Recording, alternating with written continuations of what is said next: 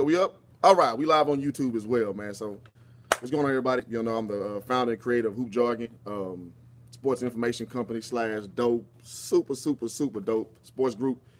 And, you know, I wanted to, I guess it was a good occasion to start talking about the Big Baller Brand Challenge. Shout out to Jupac, remember, for letting me know about it.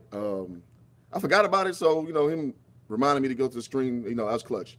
So, anywho, man, listen, you can say what you want to say about, you know, the league they play in, but it was a pretty good competition game, man. Like, so the teams, like, Lord, don't don't hold me to these pronunciations, but the Vytautas versus Zalgiris with the team. So if you know, Vytautas is who the Big Baller Brand boys play for, and it was a pretty good game, man. I want to be completely honest in my evaluation. I want to not be biased. You know, I love Big Baller Brand, but you know, I'm just gonna be real about what I saw. So one thing I did see. Let me start off with the team with the opposite. Well, okay, final score was 90-80. So the Ball brothers won. So they were down 37-35 at halftime, and they kind of turned it up in the second half. So, you know, big shouts out to the Big Baller Brand. They got their thing done. So on the team, Zalgiris, they got a guy. His name is Vytautas. He kind of draws comparisons to like Goran Dragic. Man, he looks pretty good, man. He's left-handed kid, about 6'2", 6'3". He's athletic. He can create. Man, he looks really, really good. Like Brian said, man, he scored 31. Like he looked real solid. And for what I understand, he played in the first division a few times too. So he's not a rookie per se. Like he's a professional kid, kind of like how Ricky Rubio, if you know his story, he played pro at 16, like first league in Spain. That's what guys go to get their money. So that's impressive that, you know, that kind of competition on the floor. And like I say, he didn't disappoint. He scored 31. He looked real fluid. He could score when he wanted to. He was really impressive. So I'd be looking forward to him, you know, making moves in the NBA, you know, in the next 2-3 years. Again, so his name is Vytautas, like number 13. He looked really, really good. So enough of that, dude. Let's talk about why the people showed up, man. I don't know if you watched the live stream. Man, it was over like 120K people like the entire time, so which probably translates to a few million were watching. So, man, that's huge, man. I don't know if y'all understand, like, European basketball, man, they would pay to get that kind of constant exposure for their product, man. So, you know, love the man, hate the man. You got to give it up to LeVar for facilitating that. Like, that's crazy, man. Like, so that's just something that, you know, hasn't been done, and it's going to be a new precedent. Like, he linking up with Baller's Life. He linking up with Facebook to bring that out there, man. Like that's crazy, man. Like, it's just a precedent that hasn't been seen, and so expect more from it. So, now, with all that being said, let's talk a little bit about the Ball brothers themselves. Now, you know who got a quiet game? Jello had a quiet game, man. He had 21 and 5. It didn't really look like it to the end of the game when he kind of started putting a few buckets together. But I will say this, man. I think him making it to the NBA is a big stretch to me. He plays hard and he plays consistent. Now, I'll talk about some of the things I saw, you know, I'll tear you up before I build you down. So just honest evaluation of what I've seen from Jello is that, I mean, he floats a lot. He's a floater.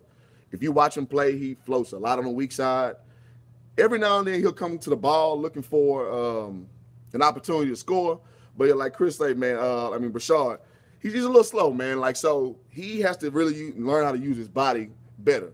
Not that he doesn't use it well, because that's how he scored what he scored. He does use his body really well. Now, other thing too that, you know, again, he stays on the weak side. He's not very aggressive on either end of the ball. Like, he's kind of like, he gives what the defense and whatever take, you know, he takes what they give him a little too much. Like, he doesn't impose his will, I guess what I'm trying to say. Yeah, you know, LiAngelo, he's polished. You know, I wouldn't say polished. He knows who he is, but he uses his body. He doesn't overexert himself hardly ever. So, you know, I just think he's got to continue to find what he's really, really good at and find out what's going to make him special. Because in NBA level, being 6'5" and just having body, that's not really, you know, unless you Draymond Green at 6'6" doing that. I mean, I don't really see that translating big to the next level, but I could be wrong. I was wrong about Steph Curry. You know, let's put that out there. So to me, he's just a guy. Maybe he can work hard enough in the D League long enough, or just keep playing overseas and he'll get a shot. You know, I see him maybe being like a Boris Diaw type player. You know, I don't see enough defense to call him Draymond Green, but Boris Diaw type player. You know, I see that as a ceiling. So, which is not bad. Boris Diaw, been a 12-year pro. So, you know, we'll see. You know, he's an under the rim finisher, which I don't love. I don't love under the rim finishers. You got to be able to explode. So, I just see next level. I'm gonna have to see him do more of that. And one thing I see, man, and so if you don't know the game, like I played ball in Europe. So I actually played when I was in Switzerland for a second league team. So same little setup. So I know how it goes. And so one cat, when he told me in Germany, he's like, man, you American. You ain't like none of these dudes. You need to go at their ass every time. So I would extend that same advice to him. Like, he looks a little timid. So I was like, man, go at their head every time. Like, so LiAngelo, that's my biggest piece of advice, man. Go at their head. Don't look average out there because you got ability that those guys don't have. So, you know, that's what I know. Yeah, I know D.R. wasn't always fat. So, I mean, more of like when he was a mainstay in the NBA, he was a fat guy. Like, when he played for Atlanta, he was skinny and he did nothing. So when he found his niche, he was a fat guy. He's a roly-poly. Yeah, I get it. I know D.R. is 6'8", and Jello is 6'5". I get it. But with that being said, he has the same type of ability. You can do – I get it, man. Like, I hear what you're saying. That's what I'm saying. Like, him being in the NBA is going to be a stretch, man. So I'm not trying to gas him up, you know, to a stature that he don't deserve to be. All right, so moving on, man. Like, so let's talk about what he does well. He's really good inside. Like I said, he uses his body. He has a really solid frame, so he can keep, you know, he can put his butt on people and keep guys sealed. That's something a lot of post players can't do. You can have all the post moves in the world. You can have all the jump ability in the world, but if you can't use your body, you know, it's kind of hard to feed you consistently. So he does a really good job of that. He does a good job of moving his guy out. Like, he's not easily posted, even though he gives up a lot of height, like my man on YouTube was just saying. He still does a really good job of forcing guys out with that solid frame he has. So that's a positive. He can finish. He misses a lot of bunnies. I don't love that.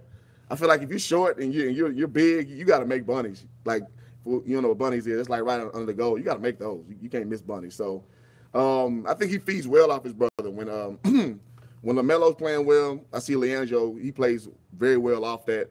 And he's also a decent creator. Like I said, he's below the rim, but he can create. So I'm not going to take it away like he's just a statue standing out there. So that's my solid evaluation of Jello Ball, man. So good game out there. Now, like I say, the ceiling for him, easy to overpower. Sorry. So somebody says easy to overpower 16, 17-year-olds. Yeah and no. Because I've seen some pretty big teenagers over the course of my life, man. I've coached before, middle school, high school level. Like I say, playing overseas, I played against teenagers who are really good. And so I hear what you're saying, but some of those guys, man, you saw like they were 17, but they were 7-footers. So, I mean, they got body, too. He's not playing against, you know, in high school, you play against a lot of 6'4" guards, 6'4" posts, 6'5" posts.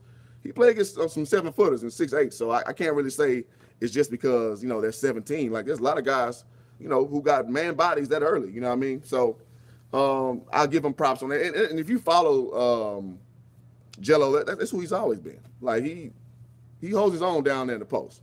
I mean, a lot of people forget. I mean, he averaged, like, 31 points in high school? Like, you know, he ain't a pushover, man. So with that being said, I see his ceiling again, top overseas. If he stays overseas, I see him getting top level for sure. Eventually, I don't want to say China, you know, he might be banned from China. Some bad blood, but, you know, I can see him being a mainstay overseas. You know, maybe he'll get a shot, so we'll see. Yeah, exactly. Look at Marvin Bagley, 17 years old, skipped his senior year of college. He's over there like, well, skipped his senior year to go straight to Duke, giving boys buckets. If you remember Michael Beasley, same way, man. He was 18, man body. Like, couldn't nobody stop him. Like, you know, so same thing. So I won't say that a guy that age can't, you know, produce man results is what I'm trying to say. So top overseas, maybe if he stays at it, the hype train can get him up to the NBA. I don't see it. His dad's talking NBA. I don't see it. I mean, the Lakers, I definitely don't see that. But I've been wrong before. All right, so let's move on. Like, so let's just be real about it. LaMelo is going to be a star one day.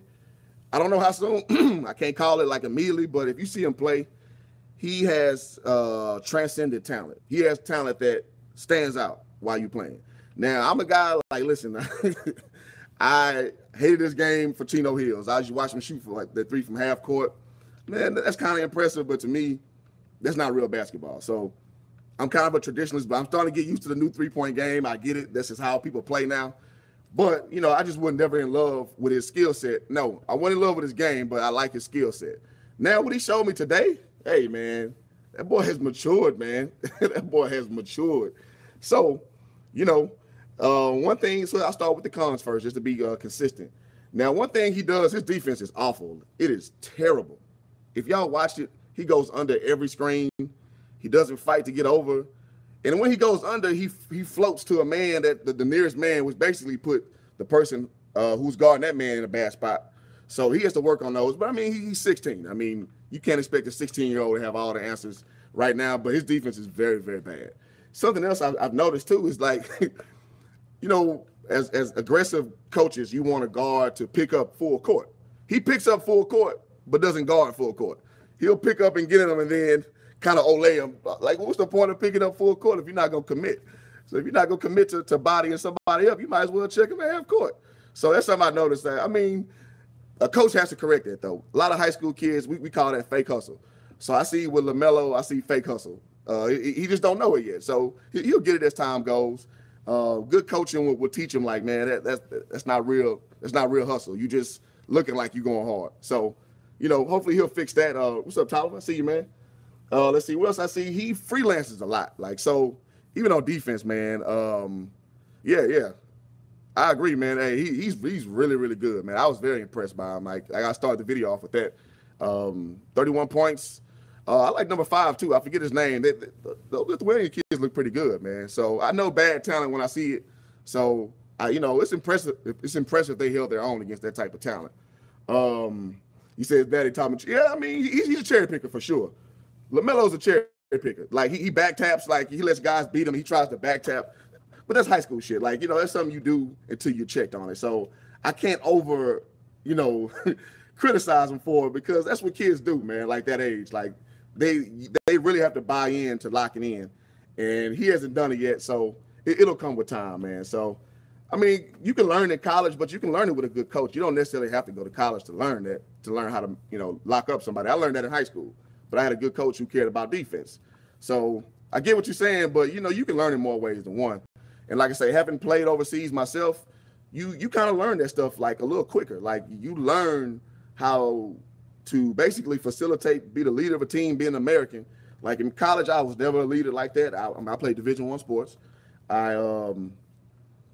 High school, I wasn't a man. In Europe, I had to be the man. Like, literally, it was a game I had like 20 and 18, and the president comes to tell me I didn't do enough. He brought me in to be Michael Jordan. I'm like, well, shoot, you know I wasn't Michael Jordan when you signed me, but he wasn't trying to hear it. So these kids going to have to have that same lesson, man. You're going to be expected to be Jordan, getting paid, I don't know, who's somebody at the bottom of the bench for, I can't even think of a bad player right now. A D-League player money. You want a D-League money, but you want Michael Jordan results. So that's just the nature of the game with Europe, man. That's how it goes. Yeah, so he freelances a lot. One thing I don't love about his game just yet is he's kind of sloppy in open court. He's looking up court, so that's the good thing. He's doing a really good job of looking up court, but he's not always making the best decisions. So, but, you know, young point guards, at least he's committing to be a facilitator, because I never really saw that when he played AAU ball, when he played at Chino Hills. So that's good. He at least committing to it, but he needs to kind of cut down on that. And he gambles a lot on defense, like I just talked about with cherry picking and back tapping. He gambles a lot, and also his shot selection needs to improve. So I anticipated it's better than I thought, because he drove a lot, and that's something you didn't really see him do in high school and AAU. Like, he would drive out of necessity, but he was looking to drive. And so I will give him props on that. And defensively, something I saw, that guy never closes out. Watch him play. His hands are down every time. And against good players, they're gonna shoot that right in your mouth every time. So he got lucky to play against kids that aren't aware. Like, I mean, he's running at you, but if his hand's down, you still can shoot over him. So he's gonna have to learn that. And even if, like I tell my guys, I used to coach college ball, if you close out with your hands out, it disrupts their passing lane. So I don't know, man. What was Jello's stat lane? Oh yeah, so Jello's stat line, was 21-5. So he had a good game. Jello had a really good game statistically. He got a lot of stuff late when the game was kind of a run out. So I'm not gonna act like he just killed at 21-5, but he looked pretty good. Yeah. So appreciate that question on that. So yeah, Like Thibodeau say, man, hand down, man down, man. If but it's stuff you learn. And if you watch the other teams, Zalgiris, every time they closed out. But I mean, Vytautas, they shot good threes, man. They knocked some of the shots were very contested, but they knocked them down. You gotta give props to where props given. So again, with the closing out, that's my last criticism. So let's talk about a little bit about what LaMelo did really, really well. Like I say, his vision is really good. He almost like Lonzo, man. Just ability to see the play before it's happening and get the ball up early. Like me talking with Chris, he was saying like, man, I don't like how Lonzo passed the ball so early. I'm like, that's a good thing. You want the ball to go out early. Anybody who played basketball on the wing, they know better. Oh, my first troll. What's up, baby? I got to shut up. All right, there we go. My first YouTube troll, man. That's what's up. All right, so you get the ball out early. Big Baller Bros won, man. They won 90 to 80. So if I keep stopping, I got some of my YouTube folks commenting. So I'm going to make sure I address everybody. So, yeah, man. But that's good, though. Like, if you play basketball on the wing, you want the ball early when the defense is still transitioning. Nothing worse than a point guard who over-dribbles. When they over-dribble, you're not in your scoring pocket, and the defense got a chance to recover. So, yeah. You know what I mean? Big Baller Brand, Vytautas. I got to get these names. I'm sorry, man. I'm not from Lithuania. Yeah, but LaMelo and Jello won, bro. Yeah, so, but you got to get the ball out early. So you get out early, you give people opportunity to score when they like to score. So that's like the difference between, somebody like Westbrook who kind of dribbles all the way down. You can say what you want to say. You subpoena his teammates. They don't like that. You know what I mean? Most scorers want the ball early so they can catch, do they move, and go. So with that being said, that team was trash. Yeah, that team was trash. Like the team that LaMelo and Jello went to, I think they won like 4 games before this. So that team was horrible. And again, with the guy who scored 31, I think he played some games with the first league team as well. So they played against quality talent. Like I say, dude, like Thibodeau brought up the opposing guy was 7'1", the center. So they playing talent, man. It's just, undeveloped. They need to develop a little more, but that's talent, man, at that age level. Oh, you say you want LaMelo's stat line. Yeah, so LaMelo finished with about 10-8. With 10-8. So his stat line isn't impressive on inception, but if you watch the game, he looked really, really good. All right, so one thing I noticed, too, is his game matured a lot. Like, to me, he was all about long shots, cherry picking, and all that, man. So I don't know. He looks better to me. VQ says he wanted to play against the Division I team. I wanted to. I want to see him against that division. I don't want to see it just yet. You don't want to see it just yet, man. They need to get ready. But by year's end, I want to see him playing Division I and seeing how good they really are. Like Ricky Rubio did. Like for 16, he played top level. That's how I knew Porzingis was good. Porzingis was playing top level at like 17. He looked really good. So I'm wanting to kind of see what they can really do against, premium talent. So right now, so far, so good. Also, I saw he has great body control. Like he finishes really, really well. So I saw him, because he's not the, as we say, he light in the ass. So he's not going to go impose and just, go dunk on nobody like that, at least not yet. With LeVar being a pretty big guy, I'd assume that him and Lonzo are going to fill out eventually. But one thing he does a little better than Lonzo to me is he'll wait for contact and he'll adjust and finish. Like, that's some pretty savvy stuff, man. Like, you can't really teach that. So he has that, like, in his game. And so sometimes he relies on it a little too much. I don't know if you saw one where he jumped into him and now he threw it up and all that stuff. So I don't know, man. So, yeah, the team logo is the BBB logo. Yeah, man, it's the unofficial logo, if you ain't know. That team wouldn't be on YouTube streaming live if it wasn't for what was going on right now. So, yeah, man, it is what it is. Yeah, so also he's learning, just the pace of the game, which I told people. Going to Europe, it's a different game. You saw some isolation with this game, but you don't see as much. You see a lot of ball movement. So he's learning that. So that's a very good thing. American guards do pretty well in Europe because, you got a lot of athleticism, so it helps your game out to kind of see things from a totality standpoint. Post players struggle, you know what I mean? So I went over there playing post, being I'm 6'7", I'm not that tall, but I'm kind of like in Jello's boat, but I was real athletic. I struggled because, well, they shortened the paint now, but it used to be real wide like a cone. It was hard, man. It was a huge transition for me to get used to that new style of play. And the guys were like big and burly, and they would foul the hell out you. And if any American played post overseas, you know exactly what I'm talking about, man. It wasn't the most pleasurable experience. But, yeah, like my man was saying on YouTube, I don't see Jello going, man. He may sneak there. I just don't see him being an NBA player. And in my estimation, there's no doubt in my mind that LaMelo is going to be an NBA player at some point. It's no question. So, which bodes well for the, if you're a supporter of a big baller brand like myself, the haters always want to try to, act like the stuff that his dad does hinders him. And so right now, I would say it's very much a win for the brand, a win for the club, no question. The club is terrible. And so, and it's good development. Like, they got an opportunity to play against a really, really good guard. And I'm sorry for butchering his name because he's going to be good. And I'm going to look back on this and like, man, I'm sorry, bro. You were 17. I didn't know your name, though. So it's going to look really good later. So I see LaMelo sneaking, starting to get athletic. That was a horrible fast break attempt when he tried to dunk it. It was like a middle school dunk. I had some middle schools dunk better than that, man. Let's see. At the rate, Melo could be a mediocre role player. Best, Melo will be third. Yeah, I agree with that, man. He's slated to be a role player.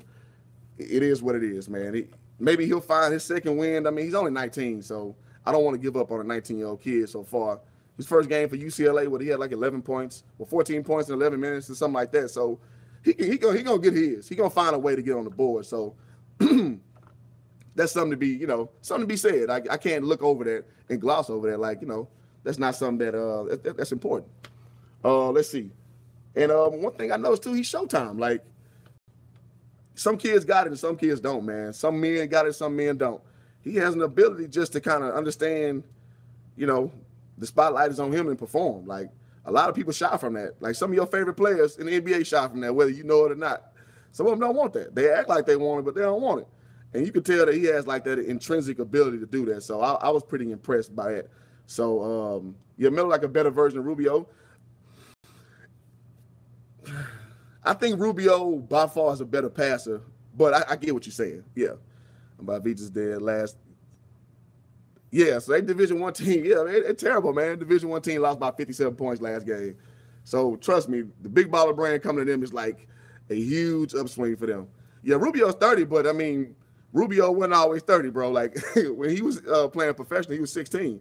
And so Rubio's supposed to be like the next guy. I mean, him going to Minnesota probably killed his career like it does a lot of people. But, the parallels, are there. So I get that. No, he's nice, but yeah, I agree.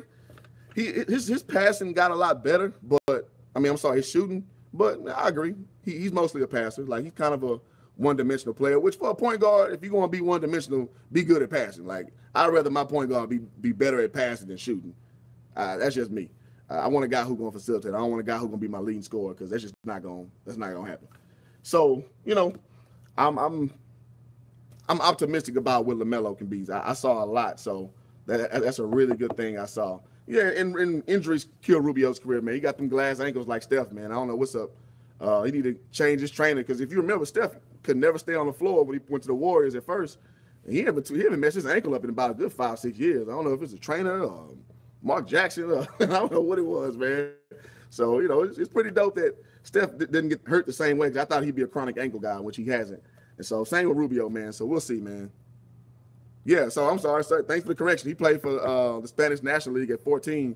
But I was more so speaking when he played for the team DKV Juventud, I believe the name of the team is. And he was 16 when he premiered with that. So, yeah. But, no, yeah.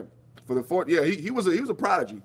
And on that same team, he had Rudy Fernandez was on that team, too, and all that stuff. Yeah, Jello stats, man, he was 21-5, man. Jello played pretty well, man. He's eligible for a draft, so he could be the youngest player in the NBA ever. That's a good question. All my draft experts in hoop jargon and the internet, will LaMelo be eligible for the draft since he has 1 year away from? I'm not sure how those rules go. Is it age? I'm not sure. That's a very good question, man. I would assume he had to play 2 years, but I'm assuming. I'm not claiming to be,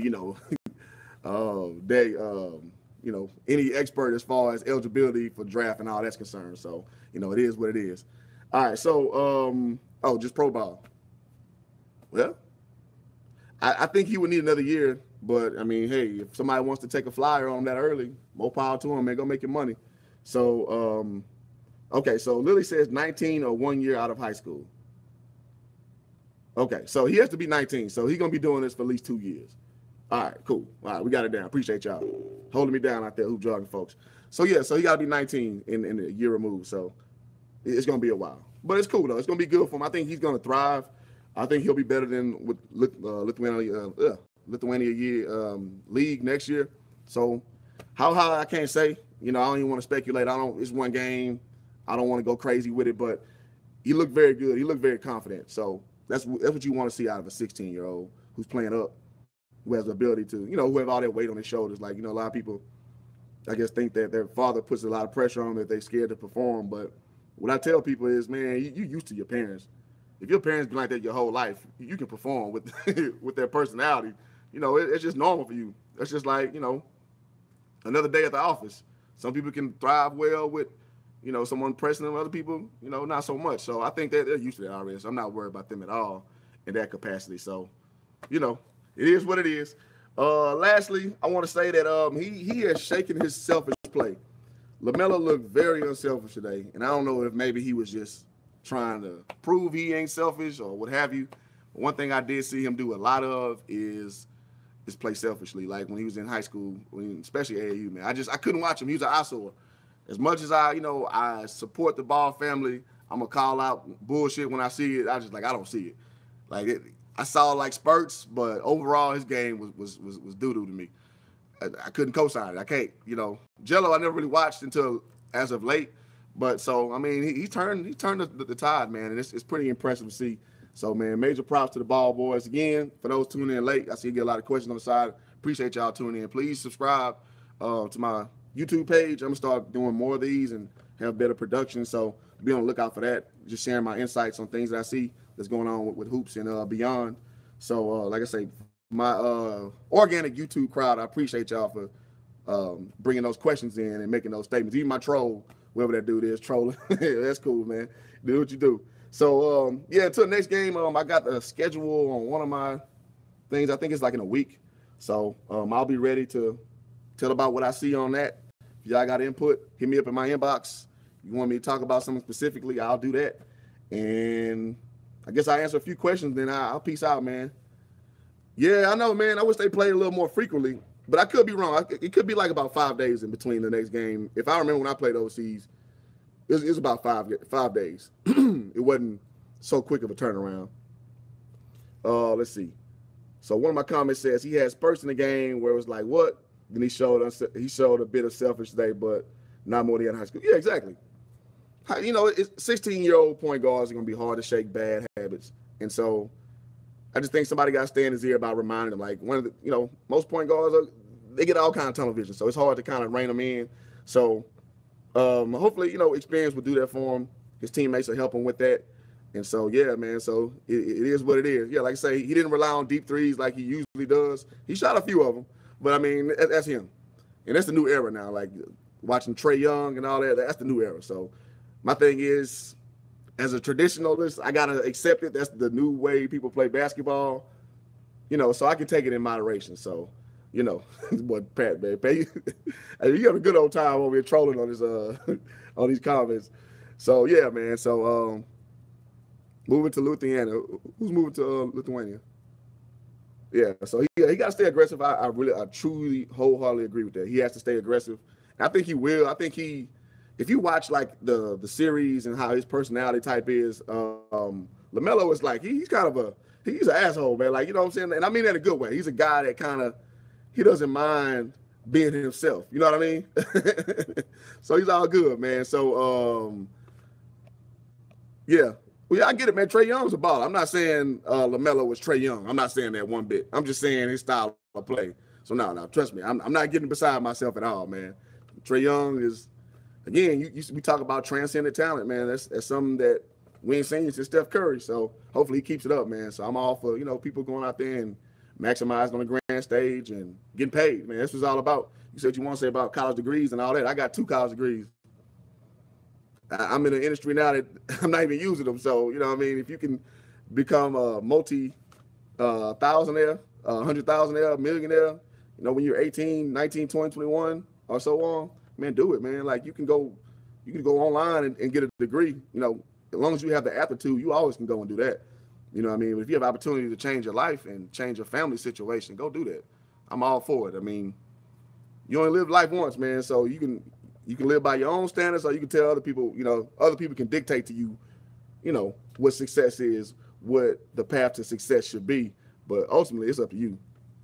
You the only one can say that. So that's why I kind of give my hats off to what Big Baller Brand is doing. And look at the production like this, man. Baller's Life, Facebook collaboration. Like who would have saw something like this to happen in Europe? If you don't know how Europe, bro, they're very conservative with how they do things, and they're real stubborn. And so then they allowed this to happen, and they see they're going to see the benefits of it happening because they're going to bring a lot more attention to their program, and you're going to see more people trying to do it. And say what you want to say about the man who started it. LeVar Ball started. So it is what it is. So all right, I'm about to peace out. I see y'all getting silly over here in these comments over here. So I'm going to let y'all, I'll respond to those via text. But appreciate y'all. My YouTubers out there, man. Like I say, subscribe to the page. My name's Cliff Franks. Again, the creator of Hoop Jargon. Like I say, played Division I, played overseas a few years, coached a few years as well. So, I know a little something about basketball. So I will make sure I share my insights, share my link, share the page. If you agree, disagree, keep commenting. I'll hop on there. I'm not sensitive, so that's fine, man. You want to come and troll my page, come troll it, man. So peace, love, and Afro grease, everybody. Till next time. I don't know how to turn this off. Thanks, man. I appreciate the subscription, man.